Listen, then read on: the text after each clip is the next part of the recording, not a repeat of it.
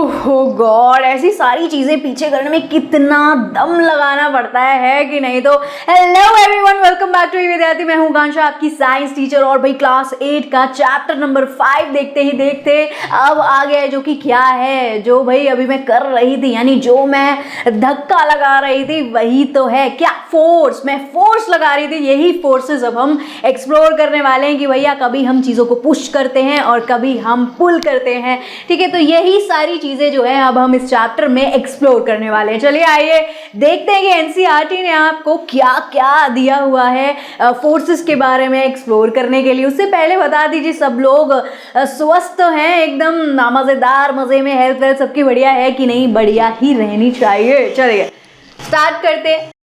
तो सबसे पहले हमारी एनसीईआरटी में चैप्टर की शुरुआत में हमेशा की तरह क्या दिए हुए, कुछ सवाल दिए हुए हैं, किस लिए, ताकि आपके मन में एक क्यूरियोसिटी ग्रो हो जाए, है ना। तो भाई ये कौन से क्वेश्चन हैं, देखते हैं। Why does it feels harder to pedal a bicycle when going up hill than on flat ground.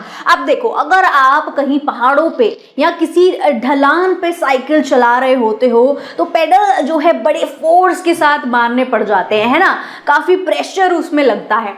अब कंपैरेटिवली अगर आप सीधी ग्राउंड, फ्लैट ग्राउंड पे, सीधी रोड पे जो है बाइसिकल चला रहे हो तो इतनी मेहनत नहीं लगती है ना। ऐसा क्यों है? Why is it easier to slip on a wet surface? ये इजी क्यों है कि सरफेस, अगर जमीन अगर गीली है, पानी गिर गया है, कुछ भी गिर गया है गीला या ग्रीसी, तो हम फटाफट से 1 सेकंड में स्लिप हो जाते हैं। कंपैरेटिवली अगर सरफेस गीली नहीं है तो हम इतनी इजीली स्लिप नहीं करते हैं। ऐसा क्यों है? Why do we feel light or like we are floating just after our swing reaches its highest point and begin to come down?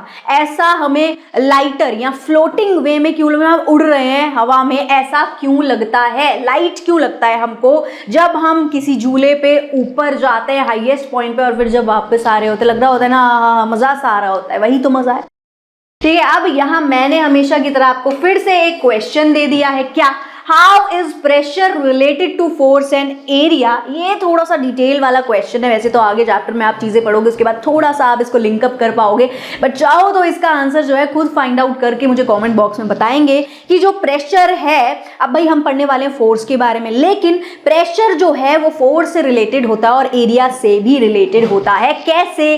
ठीक है, चलिए आगे देखते हैं एनसीईआरटी ने हमें और क्या क्या दिया है। अब भाई यहाँ क्या है, एक कहानी है मान लो, ठीक है, एक स्टोरी है, एक इंसिडेंट है जहां से इन्होंने शुरुआत की है हमेशा की तरह। It was a windy day, बढ़िया एकदम मजेदार हवाएं चल रही थी, बहुत ही हवादार दिन था। ठीक है, अब सोनाली और रागिनी, ये जो दो बच्चियां हैं, ठीक है, ये दोनों ही फ्रेंड्स हैं आपस में। ये एक्साइटेड थी बाहर जाके साइकिलिंग करने के लिए कि भाई साइकिलिंग करेंगे, मजा आएगा, है ना। आज तो बड़ी मजेदार हवा चल रही है, मौसम एकदम हसीन है। देयर समर वेकेशन, उनकी जो है गर्मियों की छुट्टियां चल रही थी और अभी ही शुरू हुई थी, तो वो एक्सप्लोर करना चाहती थी ब्यूटीफुल लैंडस्केप को, जो उनके आसपास के नज़ारे हैं उनको वो देखना चाहती थी, एक्सप्लोर करना चाहती थी, अपने गांव में जो है मज़े करना चाहती थी। After pumping air to their bicycle, वो अपनी बाईसाइकिल में क्या करती हैं भैया, टायर में हवा भरती हैं कि भाई पहले चेक करती हैं, आप भी निकलने से पहले ज़रूर चेक किया कीजिए कि टायर में जो हवा है वो एकदम सही है या नहीं है। तो वो पंपिंग करती हैं and they set off as they rode through the village, और फिर वो कहाँ जाती है, विलेज में जाती हैं। And wind rushed past them, और उनके ऊपर हवा पड़ रही होती है और वो बोलती हैं, oh know the wind is pushing me hard. ये कौन बोलती है? रागिनी। रागिनी बोलती है कि जो हवा है वो मुझे पीछे की तरफ जो है धक्का मार रही है, अब क्या करूं। ठीक है, मतलब ऐसे वो कहती है। स्माइलिंग सोनाली, सोनाली हंसते हुए रिप्लाई करती है कि भैया हम जो राइड कर रहे हैं वो अगेंस्ट द विंड कर रहे हैं, मतलब बाइसिकल तो हम इस तरफ चला रहे हैं लेकिन हवा इस तरफ की है, इस वजह से वो हमें पुश कर रही है। ठीक है, क्यों? क्योंकि हम हवा के अगेंस्ट बाइसिकल चला रहे हैं। So we must push our, इसलिए हमें अपने पेडल्स को जो है और ज़्यादा हार्डर दबाना पड़ेगा मूव फास्ट करने के लिए, तेज चलने के लिए हमें और ज़्यादा पेडल को जो है मारना पड़ेगा तगड़ी तरीके से। ठीक है, अब आगे देखते हैं फिर उसके बाद क्या होता है। इसके बाद आगे बढ़ते हैं। They were as they were coming down to the slope of the hill, वो पहले अभी मान लो थोड़ी हिल एरिया तक गई होंगी। ठीक है, अब भैया क्या होता है, वो जब नीचे आ रही है उस स्लोप से, ऐसे ढलान से जब वो नीचे आ रही है इस तरीके से, देखो ढलान से तो खाली थोड़ा सा फनी हो गया है, ठीक है। तो वही जब वो ढलान से जो है नीचे आ रही, तो उन्होंने क्या फील किया, they realise that their bicycle were moving, उनकी बाइसिकल खुद ही मूव कर, उनको मेहनत ही नहीं करनी पड़ रही है, नीचे जाए जा रही है और काफ़ी स्पीड में खुद ही जा रही है, और इनफैक्ट वो पेडल भी नहीं मार रही है, पेडलिंग नहीं कर रही है, फिर भी ऐसा हो रहा है कि स्पीड में बाइसाइकिल खुद ब खुद नीचे उतर रही है ढलान से, ठीक है। तो सोनाली जो है वो चिल्लाती है, इट्स थ्रिलिंग, मतलब मजेदार है, मजा आ रहा है, वाह, ठीक है। It seems something is pulling us, ऐसा लग रहा है कि नीचे डाउन हिल में नीचे कोई हमें खींच रहा है। व्हाट कुड इट बी, वो क्या हो सकता है, वो दिमाग लगाती है, सोचती है ये चीज, ठीक है। अब आगे, अब यहाँ पर यही चीज एक्सप्लोर कर लेते हैं, चलिए। व्हाट इज अ फोर्स, आखिर एक फोर्स क्या होता है, ठीक है, क्योंकि यहाँ पर ये जो फंडा है वो फोर्स का ही है। तो अब सबसे पहले समझ लेते हैं कि आखिर फोर्स होता क्या है, लेट अस एक्सप्लोर करते हैं। तो भाई आपको क्या करना है, फोर्स का पता लगाने के लिए आपको ले लेना है एक बड़ा सा कार्डबोर्ड बॉक्स, ठीक है, गत्ते का डब्बा ले लेना है, जैसे मैंने अभी वीडियो के स्टार्टिंग में लिया, आप भी कुछ ऐसा ले सकते हैं, ठीक है, या और बड़ा ले सकते हैं, इस तरीके का स्क्वायर में अगर आपके घर में अवेलेबल है वो ले सकते हैं। तो आपको करना क्या है, मूव करना है बॉक्स को अलग अलग वेज में, मतलब जैसे मैंने अभी धक्का लगाया, ठीक है, पुश कर रही थी मैं, वैसे ही आप धक्का लगाएं इस तरीके से, ठीक है। एक सिनेरियो ये हो गया आपका, ए वाली फोटो देखिए। दूसरे में आपको क्या करना है, ऐसे जैसे बच्ची ने रस्सी बांध ली है और फिर उसके बाद वो खुद की तरफ उस डब्बे को खींच रही है, यानी कि पुल कर रही है, आपको ऐसे पुल करना है, पुश करना है, पुल करना है। और ऐसे अगर आप ऐसे उसको जमीन से उठाओ तो ये भी क्या है, अभी मैं बता देती हूँ क्या है, अभी आगे आएगा, ठीक है। तो आप ऐसे उसको उठाओ, ये तीनों चीजें जो है करके देखो, और भी डिफरेंट वेज होते हैं, अगर आपके मन में कुछ और भी तरीका आ रहा है तो वो भी आप करके देख सकते हैं। Did you move the box in any other way than shown in figure, क्या आप कोई और तरीका भी जो है कर सकते हैं, मतलब अपना सकते हैं इनको अलग अलग और किसी तरीके से उठाने का, पुश पुल करने का, मूव करने का, ठीक है। इन ऑल वेज जो भी सारे तरीके आपके होंगे आप उसमें यूज कर रहे हो, मूव कर रहे हो, बेसिकली बॉक्स को मूव करने के लिए जो भी तरीके आप यूज कर रहे हो, क्या बोल रहे हैं, यू हैड टू अप्लाई, या तो फिर आपको उसमें पुश करना पड़ रहा है या फिर आपको पुल करना पड़ रहा है, यही आप नोटिस करोगे, ठीक है। या तो आप ढकेल रहे हो उसको, ठीक है, अपने से दूर कर रहे हो, या आप उसको अपने पास खींच रहे हो। पास खींचने वाली चीज को, जो हम अपने पास खींच रहे हैं, उस वाले फोर्स को बोलते हैं पुल करना, ठीक है। अपने से दूर किसी चीज को भेजने को बोलते हैं पुश करना। अब यहां पर देखो क्या हो रहा है, ये पुश कर रहा है, यहां पर अपने से दूर लेकर जा रहा है इस बॉक्स को, इस वाले सिनेरियो में, ठीक है। ये यहाँ पर क्या कर रही है, इसको पुल कर रही है, अपनी ओर खींच रही है, ठीक है। ये क्या कर रहा है, ये भी देखो अपनी ओर ही खींच के लाया है ना उसको अपनी तरफ, तो ये भी पुल ही कर रहा है, ठीक है। पुल करने में जो है ज्यादा मेहनत लगती है वैसे पुश करने से, है ना।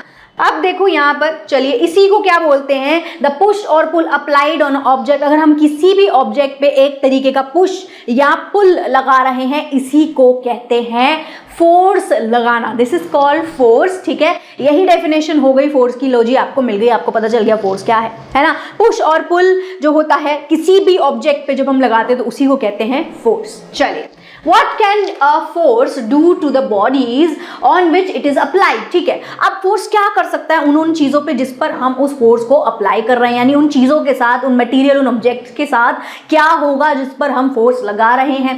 सो वी एक्सपीरियंस पुश और पुल, हम अपनी डेली लाइफ में ये पुश और पुल जो है एक्सपीरियंस करते ही रहते हैं सारे समय, पूरा दिन, कभी ना कभी, बिना रियलाइज करे कि ऐसा हो रहा है। लेट अस रिकॉल, हम कुछ अपने डेली लाइफ के एक्सपीरियंस को जो है याद करते हैं और एनालाइज करते हैं कि क्या क्या हम ऐसे पूरे दिन में करते हैं जिसमें ये पुश और पुल जो है इस्तेमाल होता रहता है। सो एक्टिविटी करते हैं इसके लिए, लेट अस एक्सप्लोर करके देखते हैं एक्टिविटी के थ्रू। थिंक ऑफ सिचुएशन, आप सिचुएशन सोचो अपने मन में जहां पर आप फोर्स लगाते हो, पुश और पुल करते हो, और उसकी लिस्ट बनानी है आपको पूरी, ठीक है। एनालाइज करना है हर एक सिचुएशन को और उसके इफेक्ट को लिखना है कि मतलब क्या है कि भाई, एक तो सबसे पहले आप क्या पता लगाओ कि क्या पुश कर रहे हो या पुल कर रहे हो, कौन सा फोर्स आप लगा रहे हो, ठीक है। उसके बाद, और किस चीज पे, किस ऑब्जेक्ट पे, उसके बाद आप लिखोगे इफेक्ट क्या हो रहा है, मतलब वो चीज अपनी जगह से मूव हो रही है, खुल रही है, क्या हो रही है, ये आप लिखोगे, ठीक है। तो कुछ सिचुएशंस और उसके इफेक्ट्स जो हैं ऑलरेडी आपको आपकी एनसीईआरटी की बुक में एक बॉक्स में बनाकर दी हुई है, वो फटाफट मैं आपको पढ़ के बता देती हूँ। तो different actions and there effects क्या हैं। चलो अब यहाँ क्या है, एक्शन क्या क्या हो रहे हैं, पुश है वो यहाँ पुल है, ये यहाँ लिखना है, और यहाँ उसका इफेक्ट क्या पड़ रहा है उस चीज पर वो लिखेंगे। तो सबसे पहले आपका friend, your friend holding your moving bicycle from behind to stop it. होता है ना कभी कभी मस्ती में मजाक में जो है हम खेल रहे हैं, बाइसिकल वगैरह चला रहे हैं, बाहर घूमने गए हुए हैं रोड पे। अब भाई साइकिल जो है दो है, अब हम दोनों ने बोला है दोस्तों ने कि भाई बारी बारी जो है साइकिलिंग करेंगे, पहले तू फिर मैं। अब मान लो लड़ाई हो रही है, अब मैंने चीटिंग कर दी है, मैं पहले बैठ गई हूँ जाके, जबकि डिसाइड करके आए थे कि वो पहले बैठेगा। तो भाई वो मुझे रोकने की कोशिश करेगा। अब कैसे, वो क्या करेगा, मैं तो बैठ गई हूँ जम के, पेडल मार रही हूँ, ठीक है, तो वो क्या कर रहा है, वो पीछे से ऐसे स्टॉप करके रखा है उसने। मैं मारे जा रही हूँ पेडल और साइकिल आगे मूव नहीं हो पा रही है, यहाँ थोड़ी बहुत हो पा रही है, काफ़ी प्रेशर लगाना पड़ रहा है, तो वो स्टॉप कर रहा है, रोक रहा है। तो वो क्या कर रहा है, वो कर रहा है पुल, वो अपनी तरफ खींच रहा है साइकिल को, यूं करके खींचेगा जिससे कि जो है मैं जैसे आगे उसको खींच रही हूँ तो वो उसको पीछे खींचेगा, रोकने की कोशिश करेगा। तो यानी वो पर्सन अपनी तरफ उसको ला रहा है, वो पुल कर रहा है, ठीक है। अब यहाँ पर हो क्या रहा है, वो स्टॉप कर रहा है बाइसिकल को, या डिक्रीज कर दे रहा है, उसकी स्पीड कम कर दे रहा है। बाइसिकल की है ना स्पीड तो स्लो हो जाएगी, मैं तो उतनी तेज अब नहीं चला पा रही हूँ उसको, वो तो थोड़ा ही आगे जा पा रही है।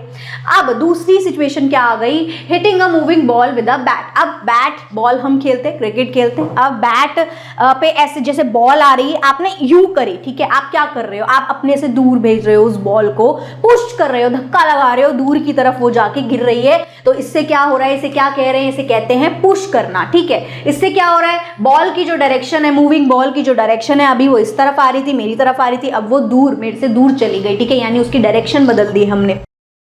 प्रेसिंग एन इन्फ्लेटेड बलून, अब कोई बलून है जो फूला है, अब उसको अगर हम प्रेस कर रहे हैं तो हम उसको दबा रहे हैं, यानी हम उसको पुश कर रहे हैं, ठीक है, पुश कर रहे हैं, और इससे क्या हो रहा है, उसकी शेप चेंज हो जाएगी, बलून जो है फट जाएगा या फुस हो जाएगा, ऐसा ही होगा, है ना। तो उसकी शेप चेंज हो जाएगी अगर हम उसको प्रेस करेंगे, और इसमें हम कर क्या रहे हैं, पुश कर रहे हैं। और एक एग्जाम्पल मैं आपको दे देती हूँ, बाकी के आप खुद सोच सोच के लिखोगे कि रोज की लाइफ में और आप ऐसा क्या क्या करते हो।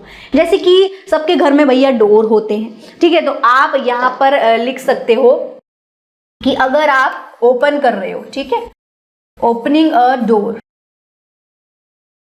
अब सबके घर में डोर खोलने के लिए दोनों ही मेथड होते हैं, कभी हमें पुश लगाना पड़ता है, कभी हमें पुल करना पड़ता है, यूजुअली पुल करना पड़ता है। तो चलो पुल ले लेते हैं, ठीक है, बोथ लिख सकते हैं वैसे, पर मैं पुलिंग वाला ले रही हूँ, जिसमें मैं डोर को ऐसे खींच रही हूँ और ओपन कर रही हूँ। अभी वो बंद था, यानी मैंने क्या किया, मैंने स्टेशनरी से डोर को अलाउ किया, स्टेशनरी से उसको मूव कराया, ठीक है।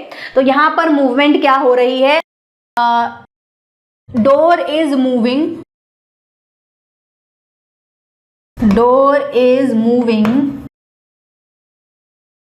from stationary position।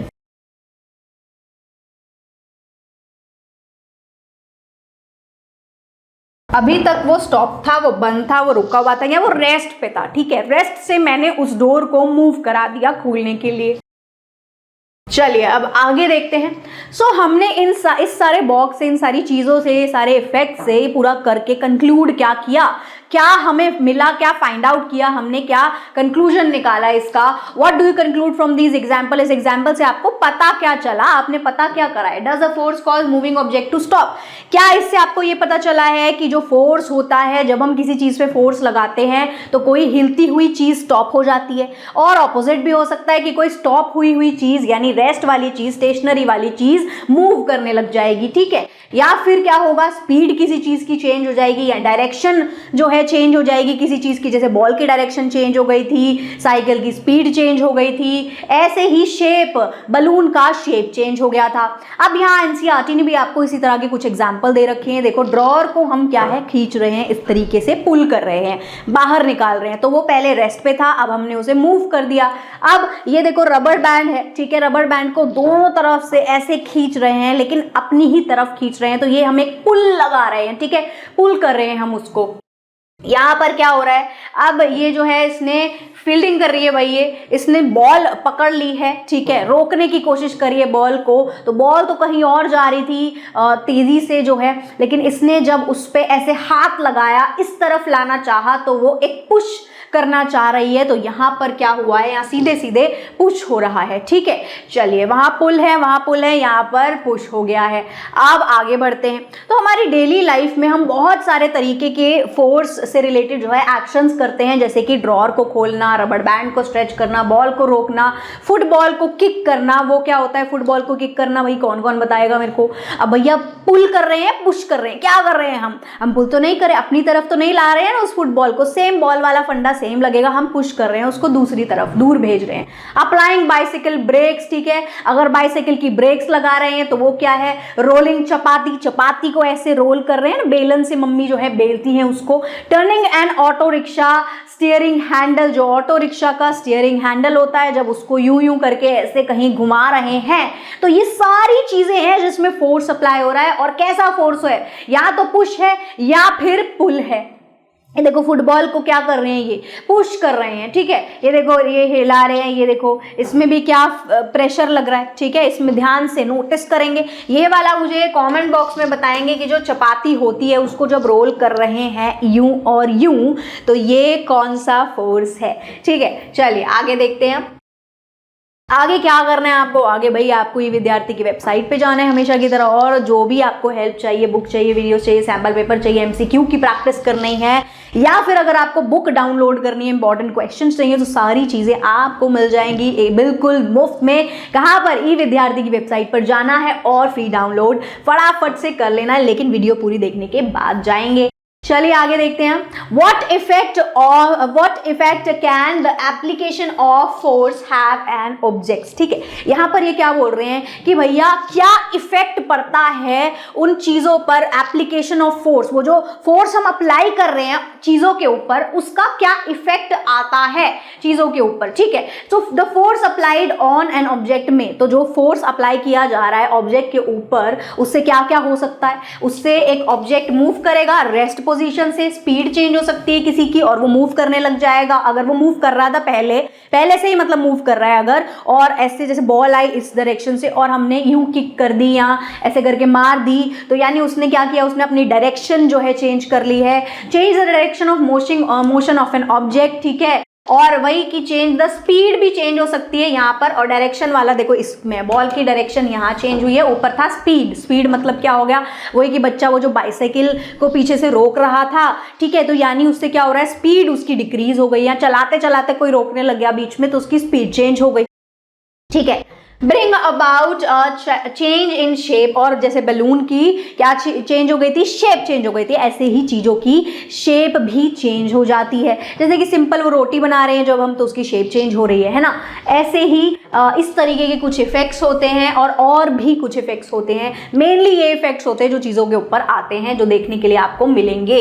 ठीक है, चलिए अब आगे बढ़ते हैं। नेक्स्ट क्या है यहाँ पर, अब यहाँ है कि does this mean that whenever there is a change in speed, direction और change in shape, force is acting on the object. तो ये बच्चा क्या कह रहा है, बिल्कुल सही ये कह रहा है। ये कह रहा है इसका मतलब ये हुआ कि अगर कोई भी चीज है, कोई भी ऑब्जेक्ट है जिसकी चेंज हो रही है स्पीड या डायरेक्शन या शेप, तो इसका मतलब कि हर उस ऑब्जेक्ट पे फोर्स ही लग रहा है। तो हाँ, ऐसा ही है, बिना फोर्स के ये सारी चीजें हो ही नहीं पाएंगी। So yes, none of these takes place without the action of force. इसमें से कोई भी चीज नहीं हो पाएगी अगर हम एक्शन ऑफ फोर्स नहीं लगाएंगे। ठीक है, suppose an object is at rest, मान लो कि कोई ऑब्जेक्ट है जो रेस्ट पर है, रुका हुआ है एक जगह। डज इट मीन दैट, तो इसका क्या मतलब यही है कि उस पर कोई फोर्स नहीं लग रहा है। मतलब कोई ऑब्जेक्ट रेस्ट पर सिर्फ तभी ही है जब उस पर कोई भी फोर्स नहीं लगाया जा रहा है। क्या ऐसा होता है? तो भैया ऐसा नहीं होता। ठीक है, कभी कभी क्या होता है, जैसे कि ये एक बॉक्स है, ठीक है, यहाँ से बराबर का दो बच्चे धक्का दे रहे हैं, यहाँ पर भी बराबर का दो बच्चे जो है धक्का दे रहे हैं, और दोनों की ही जो ताकत आ रही है, चारों की जो ताकत आ रही है, वो बिल्कुल ऐसे आ रही है कि बॉक्स टस से मस नहीं हो रहा है। जहाँ इसकी पोजीशन है वहीं पर ये अभी तक रखा हुआ है, यानी कि इसने एक मतलब बैलेंस हो गया यहाँ पर। क्यों? इधर से भी इक्वल फोर्स आ रहा है, इधर से भी इक्वल फोर्स आ रहा है, तो इस वजह से वो अपनी जगह पर है, यानी रेस्ट में ही है। ठीक है, लेकिन हो क्या रहा है, ऐसा नहीं है ना कि उसमें फोर्स नहीं लग रहा, उस पर दोनों तरफ से फोर्स लग रहा है, लेकिन वो फोर्स जो है बैलेंस हो गया है, इक्वल लग रहा है क्योंकि। ठीक है, तो ऐसा भी भी आप अभी आगे जाके पढ़ोगे। तो भाई अब यहाँ पर आर फोर्सेज एंड इंट्रैक्शन, ठीक है, नेक्स्ट टॉपिक क्या है, are forces and interaction between two or more object. तो मतलब हम ये मान ले कि जो फोर्स है उसके लिए उनके जो आपस में इंट्रैक्शन होती है, मतलब आपस में जो उनका लेना देना है, जो आपस में वो जो एक दूसरे से जुड़ के ही कुछ कर पाते हैं, मतलब हमें एक ऑब्जेक्ट से जो है कुछ नहीं होने वाला है, मतलब हमें दो चीजें चाहिए, यानी कि ये क्या बोल रहे हैं कि जो ऑब्जेक्ट्स हैं वो दो या दो से ज्यादा होने चाहिए तभी ही फोर्स लगेगा। ऑब्वियसली बात है। अब जैसे मैं किसी चीज को ढकेल रही हूं तो भाई मैं उस चीज को ढकेल रही हूं ना, ठीक है। So when you push a table, जैसे मान लो आप पुश कर रहे हो एक टेबल को, your hand is one object. तो अभी यहाँ जैसे मैंने बोला कि मैं ढकेल रही थी, ठीक है, तो वहां पर भी मेरे हाथ एक ऑब्जेक्ट थे, ठीक है, मैं भी एक चीज ही थी उस समय, तभी ही वो फोर्स लग पा रहा था, ठीक है। ऐसे यहाँ पर भी सेम चीज है, टेबल है, टेबल को इस तरीके से देखो आपको धक्का देने की कोशिश करनी है, तो आप पुश करोगे तो आपका हैंड एक ऑब्जेक्ट हो गया और वो टेबल दूसरी ऑब्जेक्ट हो गया। तो यानी कि दो ऑब्जेक्ट तो जरूर होनी चाहिए, या उससे ज्यादा भी हो सकती हैं, ठीक है, उससे कम में नहीं। एक चीज खुद ब खुद कैसे हिल जाएगी, फोर्स खुद ब खुद कैसे लग जाएगा, है ना। अब यहां देखो, applying force on another object the table, here we say that your hand and the table are two objects, ठीक है। तो अब हमारा हाथ और टेबल दो ऑब्जेक्ट हो गए जो इंटरैक्ट कर रहे हैं एक दूसरे से, ठीक है, आपस में एक दूसरे से इंटरैक्ट कर रहे हैं। मतलब क्या हुआ कि टेबल को अगर हम धक्का लगा रहे हैं तो टेबल भी अपना एक फोर्स हमें दे रही है, जिसकी वजह से हमें उसे धक्का लगाने में काफी प्रेशर लग रहा है, ठीक है। जो फोर्स है मतलब हमें काफी काफी पेन लेना पड़ रहा है ना, मेहनत लग रही है उसको पीछे करने में, मेहनत लग रही है। इसका क्या मतलब है कि वो टेबल भी हमें एज अ रिजल्ट क्या एक फोर्स प्रोवाइड कर रही है, आपस में ऐसे लिंक्ड अप होता है, ठीक है, इंट्रैक्शन होते। Think of all the action listed in the table, जो भी एक्शंस आपने पीछे टेबल में देखे थे, किए थे, देखो वापस पीछे जाते। चलिए यहाँ पर अब देखो, यहाँ आप गौर से इसको समझिए, ठीक है। Your friend holding your moving bicycle, ठीक है। तो अब यहाँ क्या है, बाइसिकल भी एक ऑब्जेक्ट है और आपके फ्रेंड का जो हैंड है जो वो खींच रहा है वो भी एक ऑब्जेक्ट हो गया, ठीक है। दो चीज़ों की आपस में इंट्रैक्शन हो रही है या नहीं हो रही है, हो रही है ना, बाइसिकल और हैंड की। यहाँ पर क्या हो रहा है, hitting a moving ball with a bat, तो बॉल और बैट की इंट्रैक्शन हो रही है आपस में, दो ऑब्जेक्ट की। यहां पर क्या हो रहा है, प्रेसिंग अ इन्फ्लेटेड बलून, बलून और जिस चीज से आप हाथ से ही प्रेस कर रहे हो जैसे, तो ये दो चीजें क्या हो गई, बलून और हैंड, दो ऑब्जेक्ट्स हो गए, है ना, दो चीजें हो गई। अब ऐसे ही अगर आप दरवाजा ओपन कर रहे हो तो एक तो डोर हो गया और एक आपका फिर से हैंड हो गया, यानी हर जगह यहाँ पर देख रहे हैं आप कि दो ऑब्जेक्ट्स हैं, तभी यहाँ पर पुश या पुल हो पा रहा है, यानी कि फोर्स जो है लग पा रहा है। चलिए अब आगे बढ़ते हैं, ठीक है। ये देख लिया आपने, समझ आ गया आपको कि कैसे दो या दो से ज्यादा ऑब्जेक्ट्स होंगे तभी ही क्या होगा, फोर्स जो है काम करेगा, ठीक है।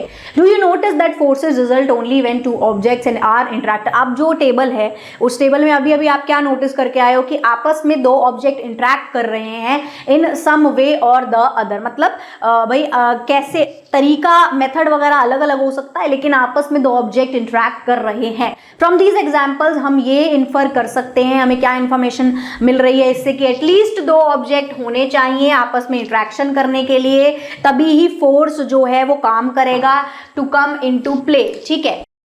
चलिए अब आगे बढ़ जाते हैं। नेक्स्ट यहाँ पर है फोर्स की डेफिनेशन है वही पुश और pull. Force is a push और पुल ऑन एन ऑब्जेक्ट। रिजल्ट क्या आता है कि जो ऑब्जेक्ट है वो आपस में इंटरैक्ट करने लग जाते हैं एक दूसरे से, है ना। रिजल्ट क्या आ रहा है यहाँ पर देखो, थोड़ी सी डेफिनेशन और इंक्रीज हो गई। पहले आपने क्या पढ़ा कि एक पुश और पुल ऑन एन ऑब्जेक्ट क्या होता है, फोर्स होता है, ये तो ठीक है।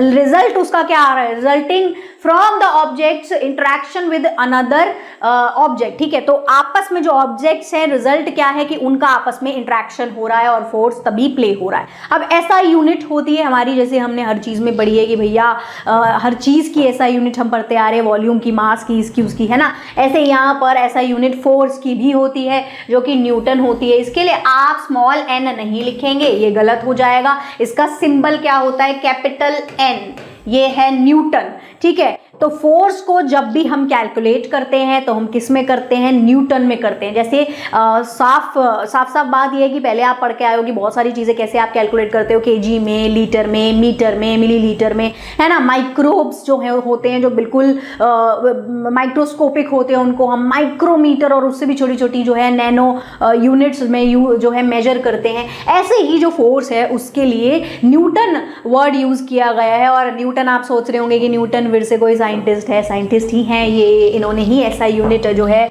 निकाली थी ये फोर्स की, भैया इन्होंने ही काम किया था फोर्स के ऊपर, ठीक है। अब अगला यहाँ पर क्या है, अ स्टेप फर्दर, थोड़ा सा आप एक स्टेप आगे बढ़ गए हैं। यहाँ क्या है, when you push the table with your hand, जब आप एक टेबल को अपने हाथों से इस तरीके से धक्का लगा रहे थे या लगाते हो, डिड यू फील, ठीक है, आप लगा कर देखिएगा, क्या आप फील करोगे कि आपको भी ना अपने हाथों पर एक फोर्स फील होगा। ऐसा क्यों हो रहा है, the moment you stop pushing, जैसे ही आप उसको पुश करना रोक दोगे, फोर्स भी जो है आपके हाथों में वो डिसअपीयर हो जाएगा। अब आपको कोई फोर्स फील नहीं होगा, यानी टेबल पे हाथ रखे रहो लेकिन अब उसको पुश करना बंद कर दो तो आपको कोई फोर्स फील नहीं होगा। यानी कि इससे क्या पता चल रहा है कि जो टेबल है वो भी आपको ऑपोजिट एक फोर्स देती है, ठीक है, एक प्रेशर देती है। Whenever two object interact each object, जब भी दो ऑब्जेक्ट आपस में इंटरैक्ट करते हैं तो हर एक जो ऑब्जेक्ट होता है वो एक्सपीरियंस करता है एक फोर्स फ्रॉम दी अदर। मतलब हम उस टेबल को भी फोर्स दे रहे हैं, वो टेबल भी हमें एक फोर्स दे रहा है। As soon as the interaction ceases the two objects no longer experiences the force, ठीक है। अब होता क्या है, जब वो इंटरेक्शन रुक जाती है तो आपस में जो वो दो चीज़ें हैं, ठीक है, तो उनके बीच में वो फोर्स एक्सपीरियंस नहीं हो रहा होता। अब वो फोर्स नहीं फील हो रहा है जब इंटरेक्शन रुक गई है, ठीक है, साफ सी बात है। जैसे मैंने अभी बताया टेबल रुक गई है। तो अभी के लिए भैया सिर्फ इतना ही था, ये था पार्ट 1। अब हम नेक्स्ट वाली वीडियो में करेंगे पार्ट 2, इसके आगे का पार्ट। तो तब तक के लिए बाय बाय क्यूडीज, फिर मिलेंगे अगली वीडियो में।